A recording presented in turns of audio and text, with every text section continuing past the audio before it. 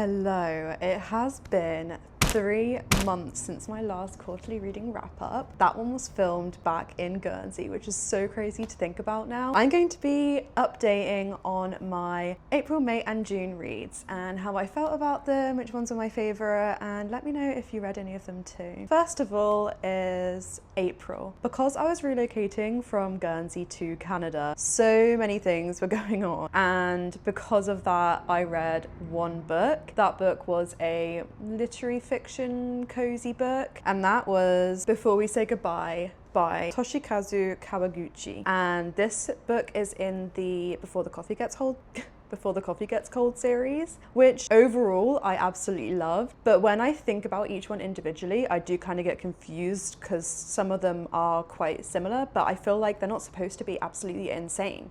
They're supposed to be cozy, they're supposed to be familiar, they're supposed to make you feel warm inside, and that did do this. I rated this a 3-star because of what I said. It wasn't horrible, it wasn't bad, and it wasn't absolutely insane incredible either, but I did enjoy it. I think I actually might have listened to it. Next is May.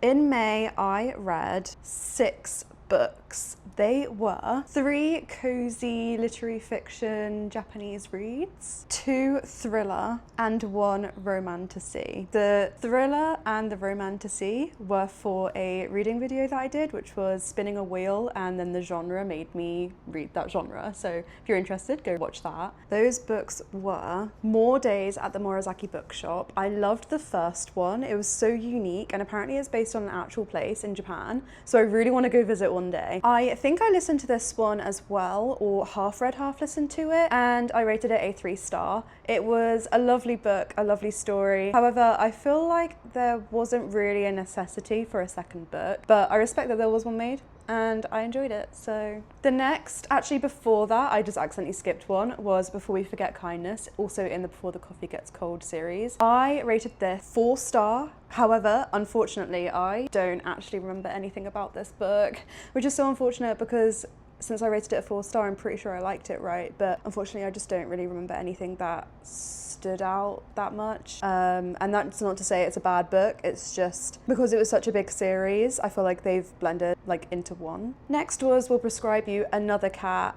I listened to this one. I started listening to it while I was traveling from the UK to Canada, and I kind of stopped and then got back to it. Unfortunately, I rated this a 2-star. I can't remember too much about it. I think it was just quite repetitive and very, very similar to the first book. For those who don't know, Will Prescribe You a Cat is about a therapist who is kind of hidden, I believe. And if you have some troubles, you go to this therapist and they prescribe you a cat, and you have to look after the cat, and then it kind of teaches you what life is about and taking care of the cat, and it kind of takes your worries away. And it's a really wholesome book. It's so, so cute, but I feel like the second one, I got a little bit bored, and I feel like there was one storyline in there. Oh yeah, there was one, like a few parts in it which I didn't like. It kept talking about the cat's like poop and the cat's pee, which I wasn't very fond of. It was just a bit strange to me, but yeah, I finished the series, the duology, so that's okay, and I rated it a 2-star. Next was Strange Buildings by Uketsu.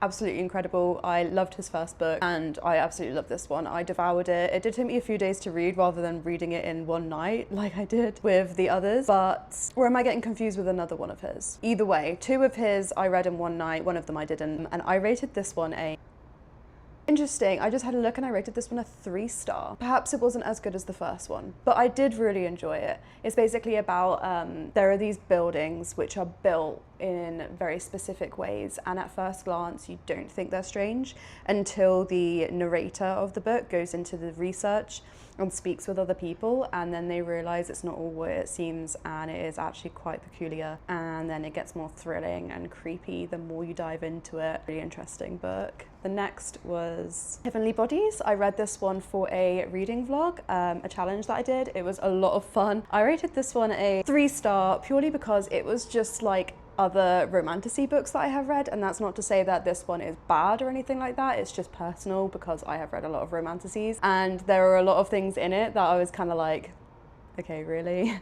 But it was a lot of fun and I enjoyed reading it. I'm glad that I did because I saw a friend that was reading it and they were really enjoying it. So now I know what they were talking about. I read this and listened to some of it on audiobook, but the majority of it I read. And I would recommend it. It was a lot of fun. Last for the month of May was Holly by Stephen King. Thoroughly enjoyed this. Again, I read and listened to some of it, but the majority of it I read and I just loved it. I love Stephen King's writing and I feel like 70% of his books I devour and I absolutely love, and like 30% I DNF because it's not my taste or I have gotten a little bit bored, or maybe that's like 20% and 80% I enjoy. But this one was in the 80%. I really enjoyed it. I love the characters, I love the story. It was really good, and considering it was a branch from a character from Mr. Mercedes, it wasn't boring and it wasn't, I still had interest and it managed to be its own story even though it was a spin-off of another character. I loved it. I rated this one a 4.5 stars. It wasn't quite a 5-star. And now we're coming to the month of June.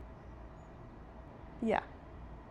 The month of June, which is the month we're in now, and the first book of the month was Family Drama by Rebecca Fallon. I really enjoyed this one. Again, it was for a reading challenge. Someone that I watched on YouTube tried to read it and then they put it down, so I wanted to see if I would think the same, but I didn't. I loved it. I loved the drama. It's basically about this woman who, she's a mother, and she has this, like, it goes through her life with 2 timelines. The first timeline is the 2 children when they're grown up finding out about their mum as she has passed away, and the other timeline is the mum's timeline where she is living a double life, one with fame when she's a soap opera actress, and another where she is at home with her husband with the kids. And I was really confused throughout this whole storyline of why is she doing this and why is the husband putting up with it.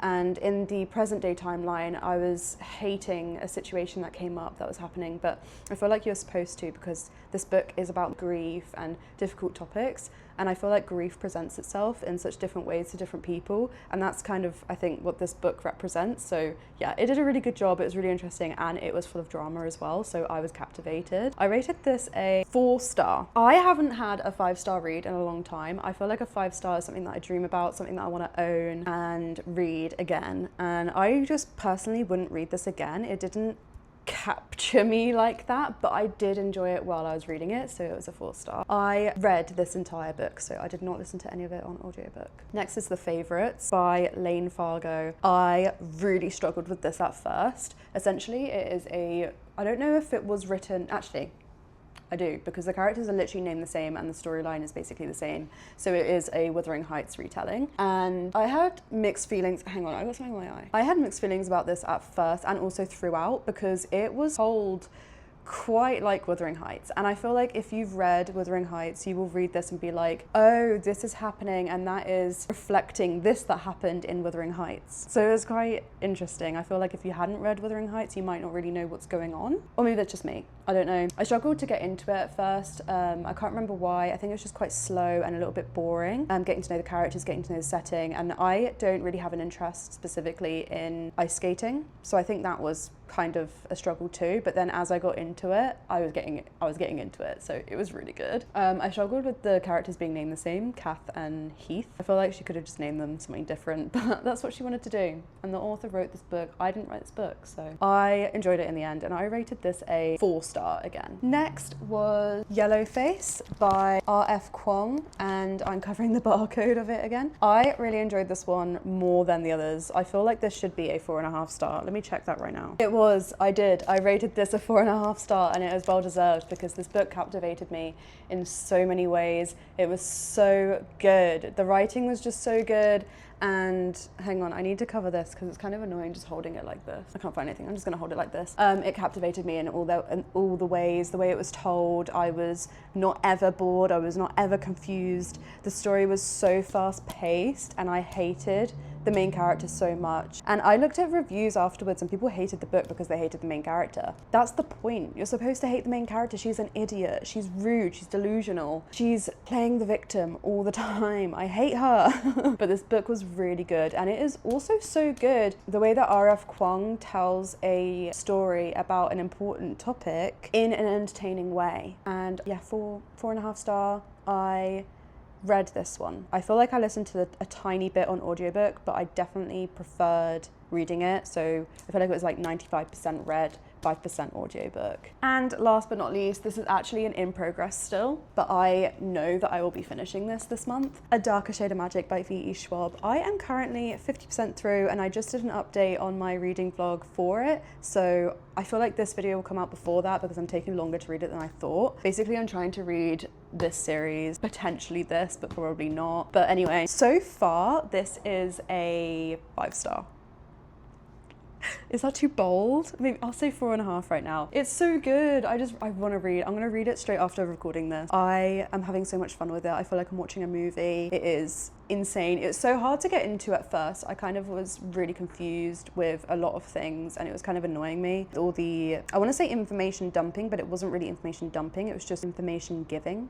I don't know, but now things are kind of clicking, and it kind of took the halfway point to get to that. So I would say push through. I am loving the characters. 2 of the characters I absolutely love, the 2 main characters. Essentially this is, oh, I forgot to say as well, Yellowface. It's about a writer who she's friends with, I've forgotten the main character's name, Juniper. And what is her name? I believe it's Athena. I'll correct myself. Athena and Juniper are friends, and she's a really successful writer. Juniper is not, I don't think. I think she's just not doing as well. And they go hang out, and unfortunately there is a freak accident and something happens. I feel like you know this from the get-go, but reading this and having it come out the blue and going in blind was so much better, so I'm not going to say here what it's about. But basically one of them is an annoying person, steals the manuscript that they're working on and uses their book for fame, even though they did not have the place to do that, and they did not really have the place to talk about the topics that were talked about. And they definitely exploited it and they used it. So yeah, very bad.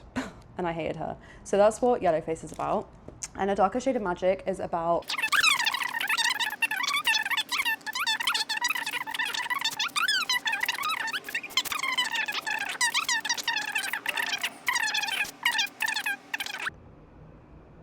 that's what I understand. I will definitely update as I go in the reading vlog. I'll probably understand things a bit more. I love the characters in it, like I said, and so far it's a 5-star. So those are my April, May and June reads. I'm so excited to get into reading again because, like you saw in April, because I only read 1 book, I went into a little bit of a slump, but that's because of massive life changes. So I'm really excited to continue this and do some reading challenges. The videos have been so fun to do, but they do take a while because I'm not a fast reader. So I'm gonna keep going, and I want to get through these as well. I have the Villains duology and the rest of the Conjuring of Light to get through. So I'm really excited for that. And then I have a lot of books on my TBR. So many ideas for videos as well because it's just so much fun. That is my Q2 of 2026 reading wrap up. I hope you enjoyed. Let me know if you've read any of these books or if there are any books that you read this month which I should put on my radar. And let me know if you hated any of these books. Because it seems to me that a lot of my books were positive. There were a couple 2 stars, a couple 3 stars. I don't believe there are any 1 stars. So that's good. That's a good reading quarter, I'd say. Again, thank you so much for watching if you did. I look forward to my next video, and I appreciate those of you who are watching my videos. I'll see you next time. Bye.